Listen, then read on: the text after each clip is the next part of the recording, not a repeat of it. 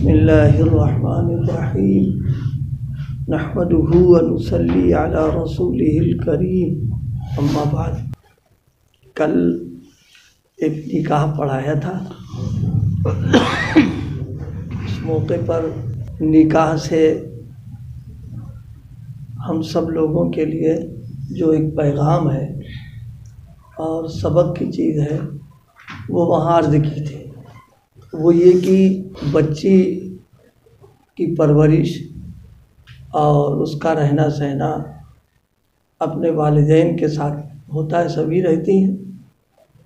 ہر گھر کا اپنا رکھ رکھاؤ، رہن سہن سب الگ ہوتا ہے، تو جیسا گھر کا ماحول ہے، رہن سہن ہے، اس اعتبار سے بچی کا مزاج بھی ویسے ہی ہوتا ہے، جیسے اس کے گھر کا ہے، والدین کا ہے، بھائی بہنوں کا ہے۔ اسی طرح گھر میں جو کھانا پینا ہے اسی انداز کا کھانا پینے کا مزاج اس کا ہو جاتا ہے۔ لیکن ایجاب اور قبول کے بعد بچی اپنے شوہر کے ساتھ ہو جاتی ہے۔ شوہر کے ساتھ صرف ہوتی نہیں ہے بلکہ شوہر کا جو ماحول ہے اور اس کے گھر کا جو طور طریقہ ہے، رہن سہن ہے، بچی اپنے آپ کو اس میں ڈھال لیتی ہے پورے طور پر۔ اور کبھی نہیں، اکثر ایسا ہوتا ہے کہ دونوں کے گھروں میں بہت فرق ہوتا ہے، لیکن بچی ہے کہ وفاداری اتنی اس کی ہو جاتی ہے کہ اس کا مزاج بالکل شوہر والا بن جاتا ہے، اور اتنا بن جاتا ہے کہ جو شوہر کو پسند ہے وہ اسے پسند ہے، جو اس کو ناپسند ہے وہ اس کو ناپسند ہو رہا ہے۔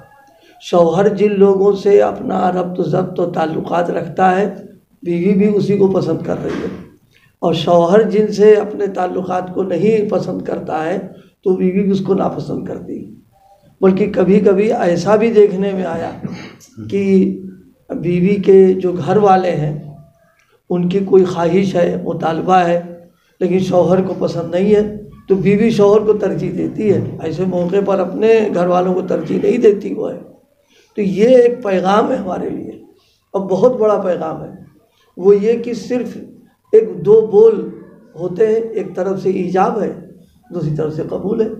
اس ایجاب اور قبول کی بنیاد پر لڑکی 100% اپنے آپ کو شوہر کے حوالے کر دیتی ہے، اور حوالے بھی پوری زندگی کا کرتی ہے۔ وہ ایسا نہیں کہ اس کی کوئی خواہشات نہ ہوں، چاہتے نہ ہوں، خواہشات تو سب کے ساتھ لگی ہوئی ہیں، لیکن شوہر کا مزاج دیکھ کر کے وہ سارا کام کرتی ہے۔ بس اس کا کچھ جی چاہ رہا اور دیکھتی کہ شوہر کا مزاج نہیں، صبر کر کے خاموش ہو جاتی ہے۔ معلوم ہوتا ہے کہ کوئی چیز اس کو ناپسند سی ہو رہی لیکن شوہر کو پسند ہے، تو اب اس کی رعایت میں اس کو ہی پسند ہے، اس کو ہنسی خوشی کر لی جاتی ہے۔ ہمارے لیے سبق کب کیا ہے؟ سب سے بڑا پیغام جو سبق کا اس میں نے عرض کیا تھا وہ یہ کہ بھائی اتنی بڑی تبدیلی بچی میں جو آ رہی، تو ہمارے لیے پیغام یہ ہے کہ ہم نے بھی کلمہ پڑھ کر کے اور کسی کے ساتھ وابستگی کا عہد کیا ہے۔ ہم نے جیسے ہی ایجاب و قبول کر کے بچی نے عہد کیا شوہر کے ساتھ، اس کو نبھاتی پوری زندگی، ہم لوگوں کے ساتھ سب کے ساتھ ہو رہا ہے وہ، تو ہم نے بھی کلمہ پڑھ کر کے عہد کیا ہے، معاہدہ کر لیا ہے کہ حضرت نبی کریم صلی اللہ علیہ وسلم کے ساتھ پوری وفاداری کے ساتھ رہیں گے، اور وفاداری وہی جو آپ کی پسند ہو وہ ہماری ہے، جو آپ کو ناپسند ہے وہ ہماری ہونا چاہیے۔ جن لوگوں سے آپ فرمائیں کہ ان سے تم تعلقات رکھو، ہم ان سے تعلقات رکھیں، اور جن کو آپ پسند نہ کریں ان سے ہم تعلقات نہ کریں۔ یہ پیغام بچی کے اس سے ہم کو ملتا ہے اس میں۔ لیکن معاملہ کیا ہے؟ معاملہ یہ ہے کہ بچی ذہناً و فکراً تبدیل نہیں، عملاً تبدیل ہو رہی ہو، اور عملاً تبدیلی کا فائدہ کیا مل لیتا ہے؟ شوہر کا دل جیت لیتی ہے اور سکون کے ساتھ رہتی ہو۔ اور ہم ہیں اس معاہدے کے باوجود قولاً زباناً کر لیا ہے، عملاً اس پر ہم اتر نہیں پا رہے ہیں۔ عمل ہمارا کیا ہو رہا ہے؟ عمل ہمارا قدم قدم پر یہ ہو رہا ہے، ہماری خواہشات، ہماری چاہتیں، ہماری آرزوئیں، ہمارا معاشرہ وہ ہمارے پیش نظر ہے، اور ہم اسی کو ترجیح دے دیتے ہیں، اور آپ صلی اللہ علیہ وسلم کا جو گویا چیز جو آپ کے لیے ہمارے لیے ہدایات ہے وہ ایک دم ہم نظر انداز کر جاتے ہیں اس کو. یہ چیز خطرناک ہے انتہائی درجے کی. تو یہ کل خاص طور سے توجہ دلائی. اور صحابہ کرام میں ایک ایک صحابی اس معاملے کے اندر بالکل کھڑا ہے. اس میں اس تعلق سے کوئی آدمی انگلی اٹھا دے, کوئی آدمی کیا کہتے ہیں وہ کہہ دے کہ صاحب نہیں ان میں یہ کمی تھی, ایسا نہیں. بعد ایسے موقع آئے ہیں حضرات صحابہ کرام کی زندگی میں کہ کبھی کبھی جب اس کو پڑھیے تو پھر جذبات کا تقاضا ایک طرف کچھ اور ہو رہا ہے اور آپ کے حکم کا تقاضا کچھ اور ہو رہا ہے. اس موقع پر صحابہ کرام نے اپنے جذبات کو قابو میں رکھا اور اپنے جذبات کو قربان کر دیا نبی علیہ الصلوۃ والسلام کے اشاروں کے اوپر. انہی میں سے سنایا بھی تھا میں نے, پھر چونکہ وہ کل 2 واقعے میں نے سنائے تو وہ پھر دوہرائے اس کو آخر میں. ان حضرات نے بھی پسند کیا, ان کے چہرے مہرے سے محسوس ہو رہا تھا کہ ان کے لیے پیغام تھا.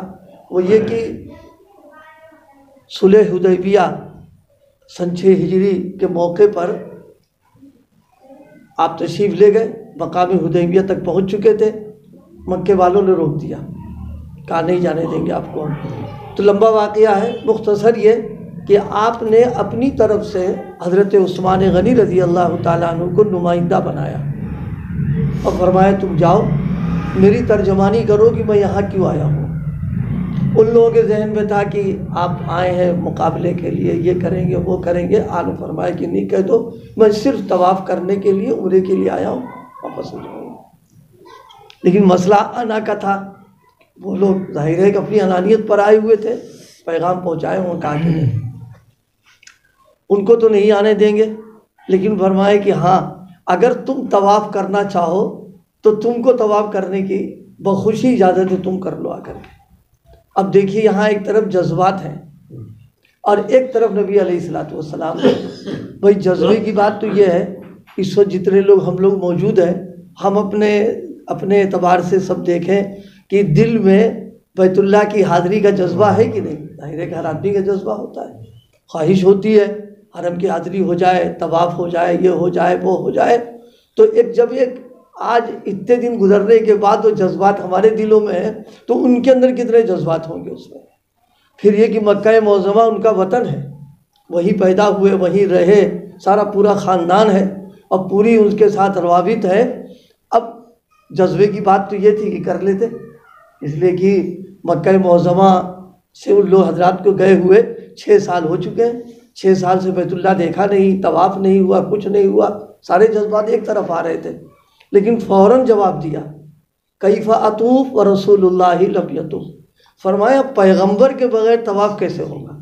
ان کو تو تم آنے نہیں دے رہے ہو اور ہم کو تم طواف کرنے کی بات کر رہے ہو, ہم نہیں طواف کریں گے. یہ ہے جو صحابہ نے اپنے جذبات کو گویا حضور علیہ الصلوۃ والسلام کے اشاروں پر قربانی. یہ نکاح کا ایک پیغام ہے جو ہر موقع پر ہر ایک کو ملتا رہتا ہے. یعنی کہ ذہن منتقل ہو کہ بیٹی گھر سے گئی ہے, اب شوہر کے ساتھ ایک دم ڈھل جاتی, اس میں وہ سکون زندگی اس کو مل جاتا ہے. اسی طرح اگر ہم بھی اپنا ذہن, مزاج, جذبات اور خواہشات کو ڈال دیں سنت و شریعت اور آپ پر, تو انشاءاللہ اس سے زیادہ پرسکون زندگی ہم کو ملے گی.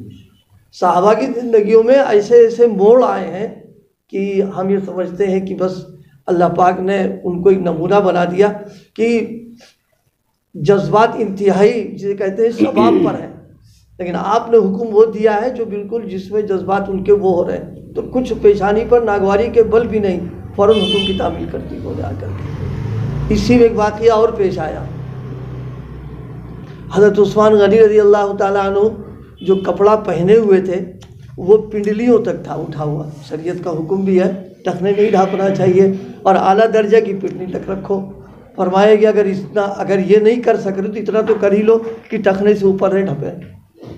اور عربوں میں طریقہ تھا وہ نیچے ٹخنوں سے کپڑوں کا رکھنا, بلکہ ان کے ہاں یہ بڑکپن کی علامت بھی تھی کہ جو جتنا بڑا ہے اس کا نیچے کا کپڑا اتنا ہی لمبا ہوا کرتا تھا. اور ان کا تھا اونچا ہونے کا مطلب یہ کہ فقر و فاقہ ہے, غربت ہے اور انتہائی درجے کی حالت خراب چل رہی ہے. تو بھائی نے پوچھا کہ یہ تم کیا حال بنا کر کے آئے, تم ایسے حال میں لوگ تم کو کن نظروں سے دیکھیں گے. لہٰذا تم کپڑے بدل دو اپنے. ظاہر ہے اگر وہ بدل لیتے تو ایک ظاہر ہے کہ وہ پورے گھر کا خاندان کا دباؤ پڑ رہا تھا ان کے اوپر. فرمائے نہیں، ہاکذا عزرت صاحبنا، میرے محبوب کے کپڑے ایسے ہی تھے، ایسے ہی رکھیں گے، اس میں تبدیلی نہیں کریں گے ہم، چاہے مکے کے لوگ ہم کو کتنی گرا ہوں دیکھیں. اللہ پاک ہم سب کو یہ اہتمام نصیب فرما دے کہ دیکھیے مزاج کے موافق اگر معاملہ ہے اور اس وقت عمل کر رہے ہیں، یہ کوئی کمال تھوڑے نہ ہے.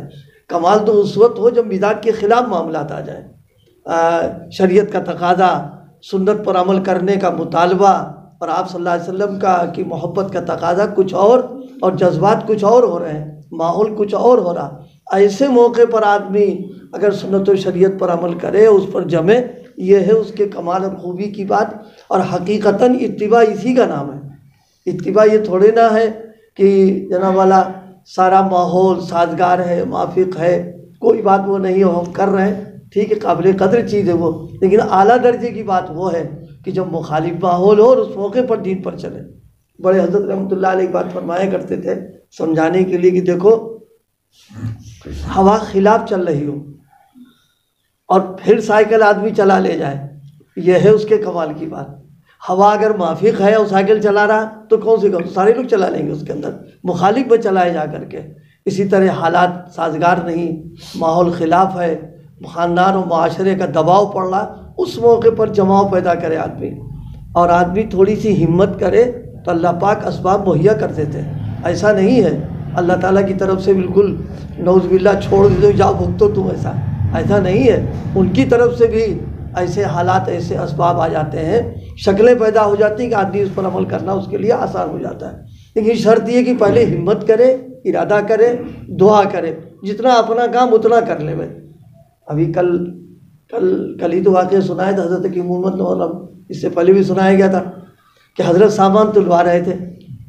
اب وہ ماسٹر اسٹیشن کے جو عملہ تھا وہ سب عقیدت میں کہہ رہا تھا آپ لے جائیے، کوئی مسئلہ نہیں، آپ کرا دیجیے آپ. لیکن حضرت نے کسی کی بات نہیں مانی.